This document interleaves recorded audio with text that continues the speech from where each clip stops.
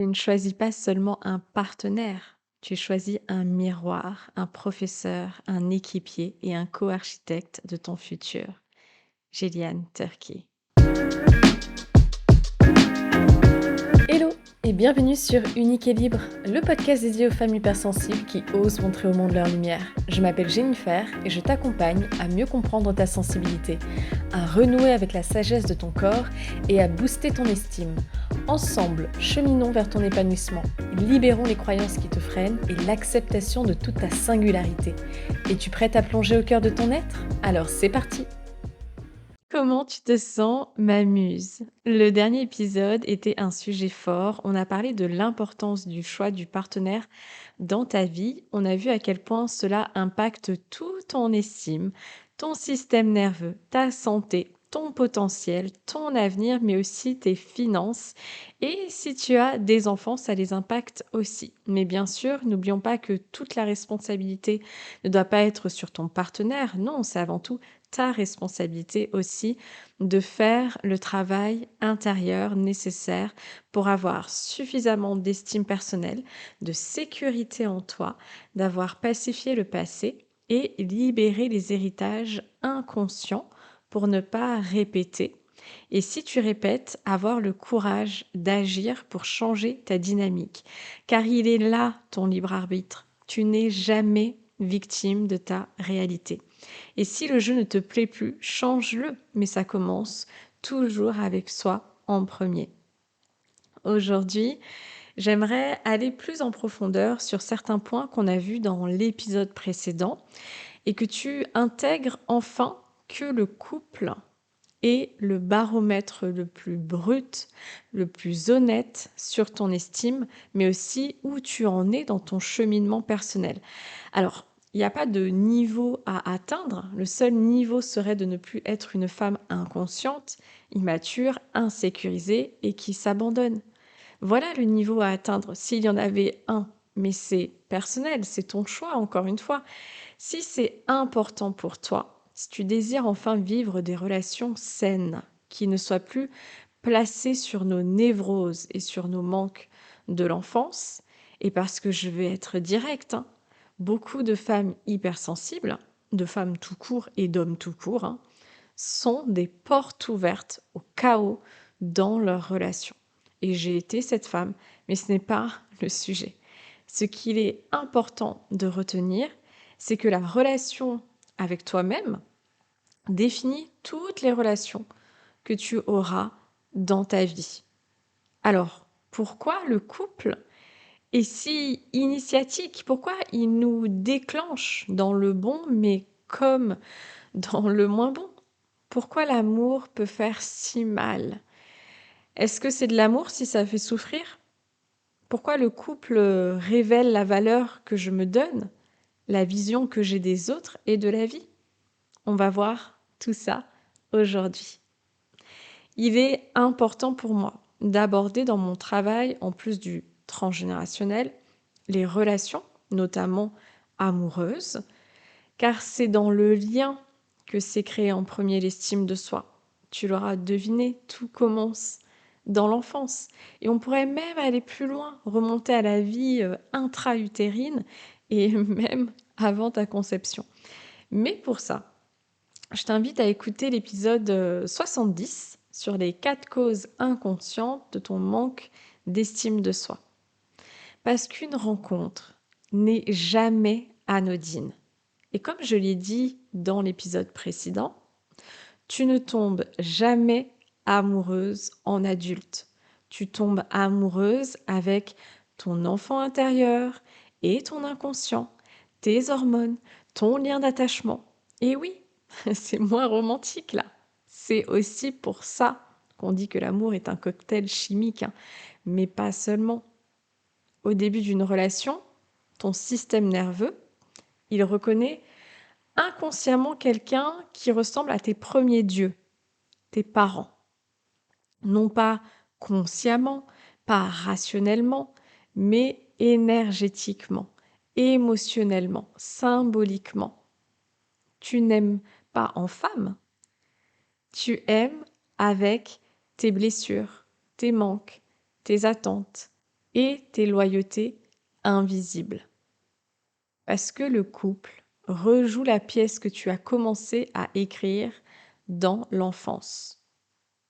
Chaque couple reproduit un scénario fondateur. La manière dont tu as été aimé, la manière dont tu as manqué d'amour, la place que tu avais ou pas, comment on t'a valorisé, comment on t'a ignoré, comment on te répondait émotionnellement, ce que tu devais faire pour être méritante, aimable. Tu rejoues pour être enfin vue, reconnue, préférée, choisie. Dans la relation, ce ne sont pas nos intentions qui se rencontrent, ce sont nos programmations inconscientes, mémorisées, le couple de tes parents, les croyances héritées sur l'amour, les hommes, les femmes, etc. Tu choisis quelqu'un qui va représenter la blessure la plus profonde que tu as vécue avec l'un ou tes parents, hein, mais aussi dans les comportements, les croyances, etc. C'est très subtil. Mais c'est une analyse très intéressante que j'ai faite et que je t'invite à faire pour mieux comprendre les dynamiques inconscientes qui se jouent. Alors j'ai lu ça dans un livre dont je ne me souviens plus le nom, ça remonte à longtemps, mais ça disait qu'on choisit soit quelqu'un qui représente notre père ou qui va représenter notre mère. Donc pas physiquement, hein, mais énergétiquement, mentalement, symboliquement. Et dans mon cas, si je devais parler de moi, ben c'est vrai. Par exemple, mon père est un homme absent physiquement et émotionnellement. J'ai grandi avec lui, j'ai partagé malgré tout des moments, hein, comme aller au cinéma, une sortie, mais après, que ça soit ma sœur ou moi, il ne s'est jamais vraiment intéressé à nous, dans nos centres d'intérêt, dans qui on est. Puis, au début de mon adolescence, il a fait des choix pour son travail et pour nous aussi, hein, mais il a passé 25 ans à travailler à l'étranger. Je le voyais pas souvent. C'est quelqu'un aussi, voilà, de casanier, de sédentaire, qui a pas d'amis, des idées, très arriérées. Il s'intéresse toujours pas à ses enfants, même ceux qu'il a maintenant, alors qu'il est à la retraite, il a le temps. Donc il pourvoit matériellement, mais c'est tout. Et on est complètement différents. Dans mes choix de partenaires, j'ai toujours choisi des hommes qui étaient plutôt comme ma mère, indépendante, ouverte d'esprit, sociale, qui a des amis, etc. Mais majoritairement indisponible, aussi émotionnellement. Et ça vient aussi bien de mon père que de ma mère. Je choisissais des hommes qui étaient dysfonctionnels dans la communication ou colériques. Donc mes parents, il n'y a pas de communication, très impulsif, pas de présence, bref, c'est un mélange des deux.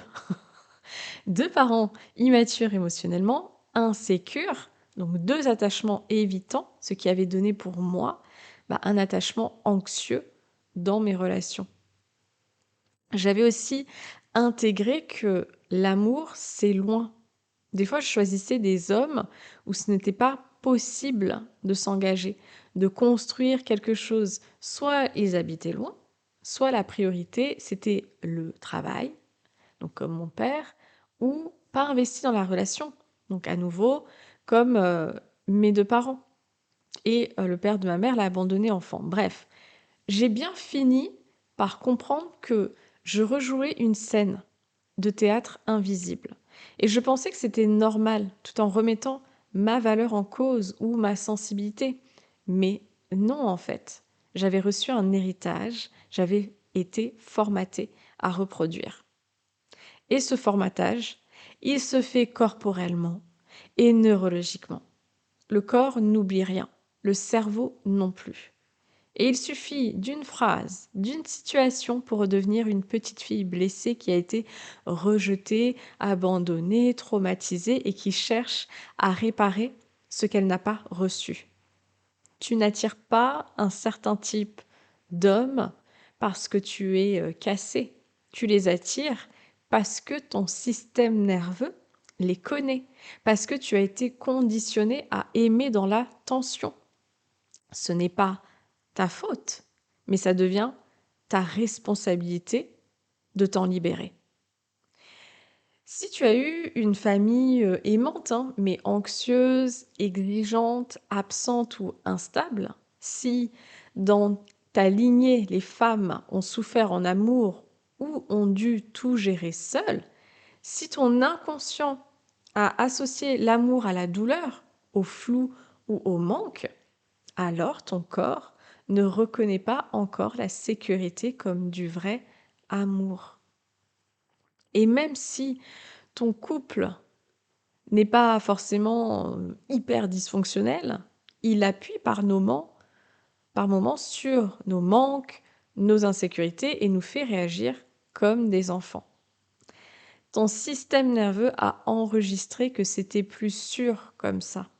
Il veut juste te protéger avec les moyens qu'il connaît depuis l'enfance. Des réactions automatiques, viscérales et ancestrales. Ton cerveau a un seul objectif, hein, c'est de te garder en vie. Pas te rendre heureuse, pas te faire évoluer, juste survivre. Et pour ça, il va toujours préférer ce qu'il connaît, même si ce qu'il connaît, c'est le chaos, l'anxiété, les montagnes russes émotionnelles, l'auto-sabotage, la toxicité, la violence ou la dévalorisation. C'est très important que tu comprennes cela. Tout commence avec ton système nerveux.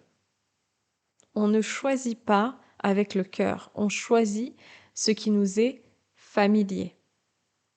Ajoute à ça le modèle parental du couple que tu as vu, les croyances sur ce qu'est un homme, la place qu'une femme doit prendre, et tu obtiens des relations formatées, donc soit dans le bon ou le mauvais.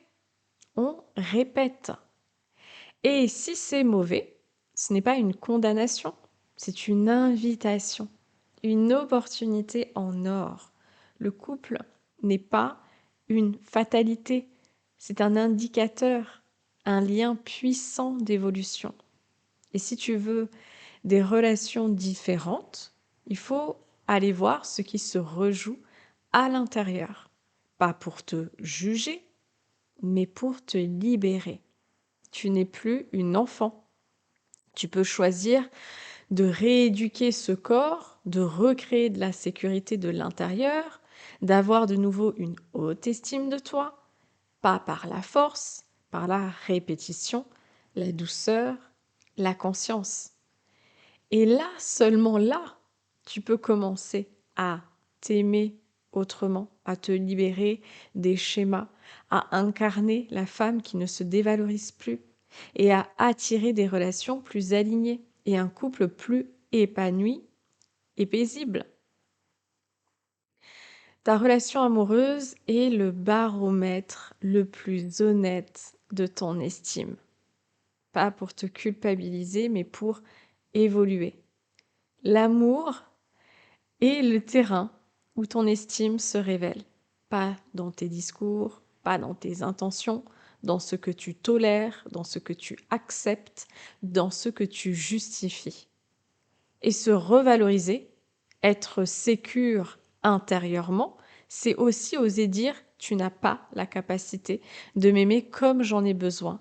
Alors je m'arrête ici, sans débat, sans rancune, sans drame. Mais ça se dit et se fait à partir d'une posture d'une femme adulte, mature et consciente. Et je sais, c'est extrêmement difficile de dire ça. Tu n'as pas la capacité de m'aimer comme j'en ai besoin, alors je m'arrête ici. Mais c'est un profond respect envers soi et l'autre. On nous a appris, aux femmes, à patienter, comprendre, excuser, nous adapter, donner encore un peu plus. On nous a appris que l'amour, c'est des compromis, que partir, c'est échouer, ou que ça ne se fait pas, hein, que vouloir plus, c'est être exigeante.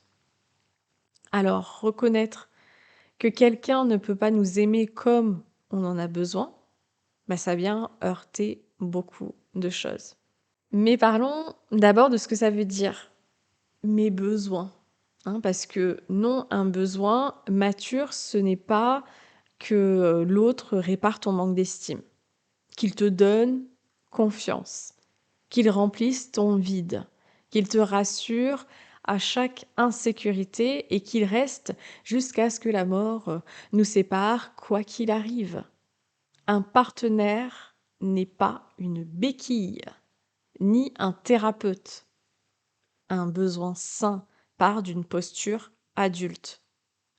C'est vouloir pouvoir être soi, sans peur, exprimer un désaccord sans déclencher une explosion, être respecté dans ses limites, être considéré dans les décisions, les projets. Dire tu n'as pas la capacité de m'aimer comme j'en ai besoin, ce n'est pas dire que l'autre est mauvais, hein, même si certains peuvent l'être. C'est reconnaître une incompatibilité de maturité, de vision ou de capacité. Et c'est dur parce que ça réveille la peur d'être seul, la peur de ne pas retrouver quelqu'un, la croyance qu'il faut se contenter, la loyauté aux schémas familiaux. Mais rester là où tes besoins fondamentaux ne sont pas rencontrés coûte plus cher que partir. L'amour mature ne te demande pas de te diminuer, il te rencontre à la hauteur où tu en es. Et parfois, la phrase la plus saine, c'est celle qui ferme une porte sans haine. Je te respecte, mais je me respecte aussi. Tu n'as rien raté. Tu n'es pas en retard. Tu as juste appris à aimer avec la conscience que tu avais. Maintenant, tu peux décider de changer le game, nourrir ta valeur et reprendre ta place de femme souveraine qui ne subit plus ni agit par peur. Parce que ton cœur n'est plus un terrain d'entraînement. Et si le couple se présente, ou s'il est déjà là, qu'il soit mature, sécurisant, conscient, 2 adultes et non 2 enfants. S'il y a bien une chose que j'ai compris pour conclure cet épisode, c'est que le choix de ton partenaire est l'un des choix le plus important. Et je t'invite à écouter l'épisode que j'ai fait sur le sujet. Le couple peut être un accélérateur de puissance, de conscience, mais aussi d'élévation dans tous les domaines de ta vie. Ton partenaire, il va affecter non seulement ton estime, mais aussi ton sommeil, ta santé, tes décisions, tes croyances, tes finances, ton système nerveux. Si ton partenaire ou toi ne prennent pas la responsabilité de l'énergie que vous amenez dans le couple, vous n'aurez jamais la paix dans votre vie. Chacun fait à son niveau de conscience, hein, chacun est à son niveau d'évolution, mais si c'est important le couple, non pas pour combler un vide, une peur d'être seul encore une fois, mais pour être heureux en relation. Chacun doit prendre sa responsabilité, développer ses compétences relationnelles, prendre en charge ses traumas, la gestion de ses émotions. Une relation saine, ce n'est pas 2 personnes complètement guéries, libérées du passé. Une relation saine est créée par 2 personnes qui ont exploré leur passé, leur ombre, leur héritage et ont compris que ça a un impact sur eux, le couple, et que c'est la source de conflits, de névroses. Donc quand on choisit un partenaire, on choisit son histoire. Le couple, c'est 2 histoires. Donc il ne s'agit pas d'être un couple qui a une maturité émotionnelle parfaite. Il s'agit de former un couple qui a le même niveau d'engagement, pas seulement dans la relation, mais dans l'engagement à être une meilleure personne, individuellement et collectivement, pour pouvoir mieux aimer, mieux donner, et aussi mieux recevoir avec plus de présence et de clarté. Le couple, c'est un écosystème en constante évolution. Et comme tout écosystème, il demande des soins, une attention particulière et de l'équilibre. Et l'amour est aussi une question de compatibilité en premier. Parce que, tu sais, on veut tous le grand amour, mais je me suis rendu compte que ça ne veut rien dire. Le grand amour, selon quelle définition? Basé sur quel besoin? Sur quelle vision du couple? On veut une relation profonde, sécurisante, stable, passionnée, complice, mais on ne sait même pas demander de quoi j'ai réellement besoin. Qu'est-ce qui est non négociable pour moi? Quelle est ma vision d'un couple épanouissant? En sortant des clichés des films Disney et de la phase lune de miel des débuts où tout est beau. Est-ce que je sais reconnaître ce qui me fait du bien et ce qui me détruit? Alors, on entre en relation avec des attentes floues, des besoins non identifiés, des limites mal posées, des attentes héritées de nos parents, de nos blessures, de nos fantasmes. Et la vérité, la majorité des relations échouent ou font souffrir parce qu'on ne revient pas à l'intérieur. On cherche quelqu'un sans s'être exploré soi-même. Le grand amour ne commence pas par le hasard. Il commence par qui je suis, ce que je veux, ce que je mérite et ce que je refuse. Et non, ça ne garantit pas une relation sans défi. C'est une illusion. Il y aura toujours des défis. Accepte-le. Mais ça évite d'entrer dans des relations où l'on se minimise, se contente, où l'on s'adapte trop, où l'on s'oublie jusqu'à être vidé. Si tu veux une relation plus consciente, plus alignée, plus harmonieuse, il faut d'abord clarifier ton cœur, te connaître. Revalorise-toi. L'amour mature n'est pas ennuyeux, il est profond, calme. La passion et l'intensité que tu recherches, c'est ta dépendance. Beaucoup de personnes aiment, espèrent seulement l'amour intense, le coup de foudre, les papillons dans le ventre, l'euphorie et la fusion des débuts. Mais quand elles rencontrent quelqu'un de stable, de posé, de constant, elles disent: «Je m'ennuie. Ah non, non, il ou elle est trop gentil, hein. J'ai besoin que ça pète de temps en temps, de piment». En réalité, c'est ton cerveau, qui demande sa dose. Quand on a été habitué à l'intensité émotionnelle, aux montagnes russes, à l'incertitude, au doute, au conflit, le système nerveux s'y habitue et pense que c'est ça, l'amour. Tu t'habitues inconsciemment au stress, à l'adrénaline, au pic émotionnel. Tu es dépendante. Et comme dans toute dépendance, le corps finit par réclamer sa dose. Le problème, c'est que ce type de relation intense laisse des dégâts. À force de vivre des relations instables, immatures, névrotiques, on finit par douter de sa valeur et de son droit à l'amour. Se sentir jamais assez, chercher constamment à être choisi, confondre amour et validation. Et petit à petit, l'estime de soi s'érode parce qu'on reste dans des dynamiques où l'amour est incertain, instable, égotique, chaotique, un cocktail explosif pour combler un manque. L'amour mature fonctionne autrement. Il est calme, il est constant, il est respectueux, il ne te fait pas douter de ta valeur, il ne t'épuise pas, il ne te fait pas vivre dans l'insécurité. Donc, Au début, ça peut sembler étrange, mais ce n'est pas de l'ennui.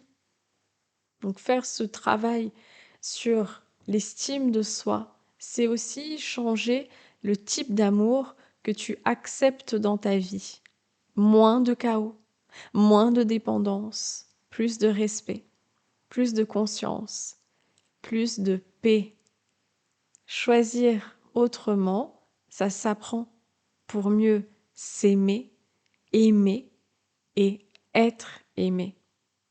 Et si c'est ton intention et que tu souhaites être guidé, alors mon programme en ligne Muse incarnée, un chemin guidé de 8 semaines, pas à pas, pour ancrer durablement ton estime est disponible. Tu peux le faire seul ou avec moi, en individuel, pendant 6 mois. Tu as toutes les infos dans la description. Voilà pour aujourd'hui.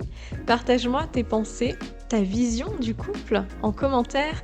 Abonne-toi, like et on se retrouve très bientôt pour un prochain épisode. En attendant, prends bien soin de toi. Ciao ciao!